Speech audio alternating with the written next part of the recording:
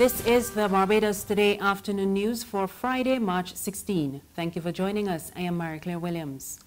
Our top story this afternoon, the Court of Appeal today issued an order to unfreeze $4.5 million in assets belonging to the former CLICO boss Leroy Parris and his Brandley Consulting Services.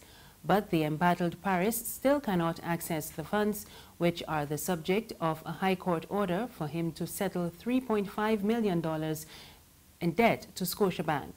The panel handed down the 61-page judgment this morning. It consisted of Justices Andrew Burgess, Kay Goodridge, and Margaret Reefer. Parris was in court for the decision, which was immediately welcomed by his legal counsel, Hal Gollop QC.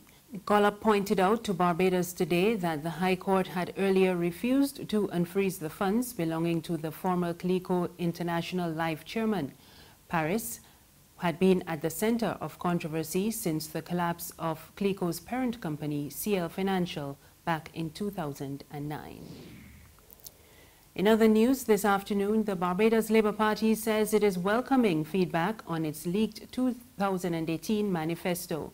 BLP representative for St. Joseph, Dale Marshall, told a rally in Four Roads, St. John last night that although the document is incomplete, the party is committed to the positions included, and the BLP is inviting the public to make recommendations to the document.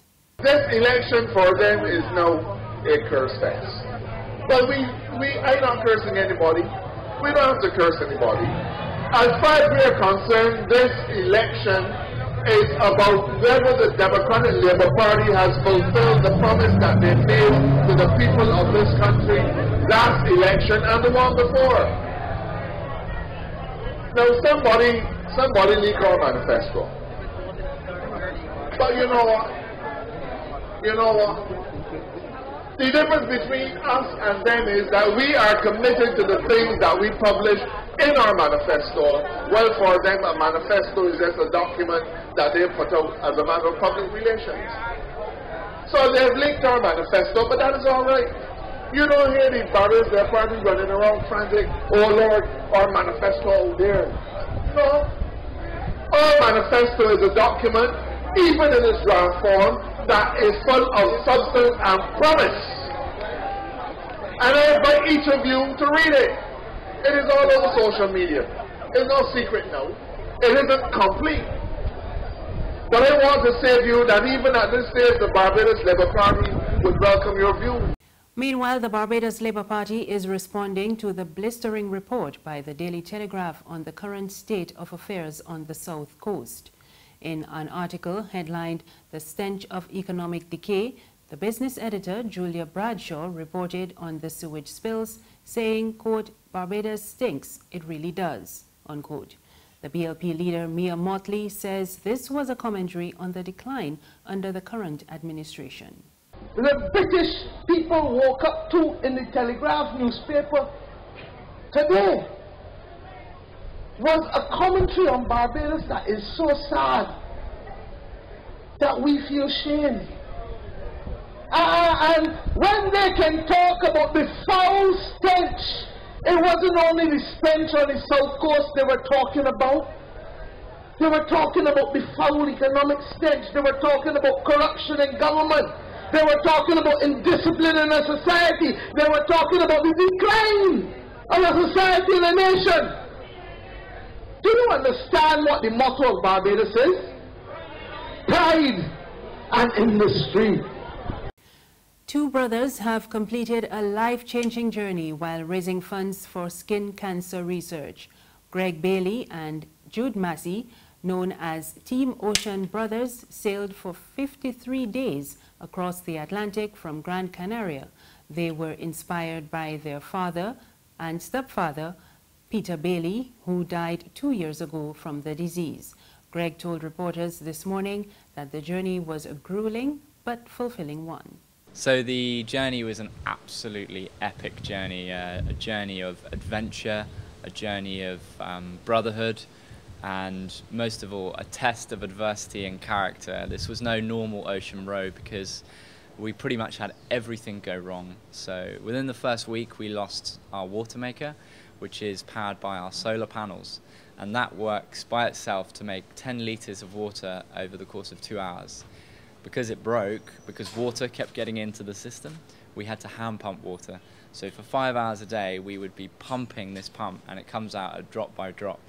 It just gave us a very small insight into what it must be like in developing countries where people don't have ready access to drinking water. And so that meant in our shifts when we weren't rowing, we couldn't rest during the day. We had to pump water. And as the trip went on, our injuries increased, and one of them that I had was a rotator cuff injury in my shoulder. So I was having to pump water whilst being on really strong painkillers, and even sometimes drinking a bit of rum to try and get through the days, the pumping, because of the pain. And Jude says he now has a greater appreciation for many things. To be here in Barbados now just feels completely surreal.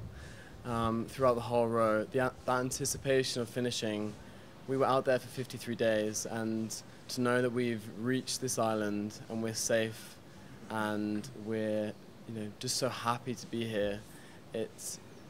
We took so many things for granted before the row, like running water and a variety of food, and to have that all on offer for us now it's just insane. And we're so grateful for all the opportunities we have to use our platform to raise awareness for the whole reason why we're doing this, for skin cancer.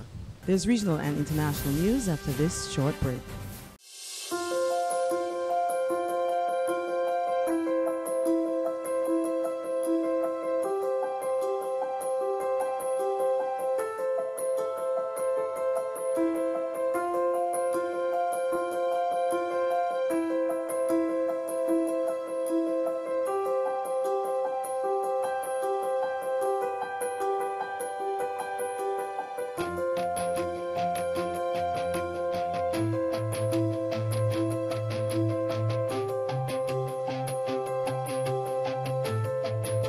Barbados Today, news you can trust. Thank you for staying with us. We're back now with news from the region.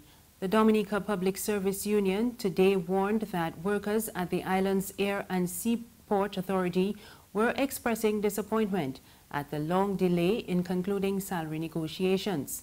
It comes amid reports of industrial unrest later today. The DPSU's General Secretary, Thomas Leta, says the workers met on Thursday to discuss the situation. He did not indicate whether industrial action was being planned, but he said that workers involved are meeting with traffic controllers, port officers, and security workers. Leta said that the union believes not enough importance is being placed on the issue of salary negotiations. And finally, South Africa's former President Jacob Zuma is to face prosecution on 16 charges of corruption. The charges include fraud, racketeering, and money laundering. They relate to a $2.5 billion government arms deal in the late 1990s before he became president. The chief prosecutor, Sean Abrahams, believes there are reasonable prospects for a successful prosecution. Zuma denies the accusations. And that's news this afternoon. Remember, you can get more on our website, www.barbadostoday.bb. You can also subscribe to our e-paper, email updates, and like us on Facebook. We're on Izumi Media in bus terminals and on Screenplay at supermarkets and gas stations near you. You can also find us on Mix 96.9 FM.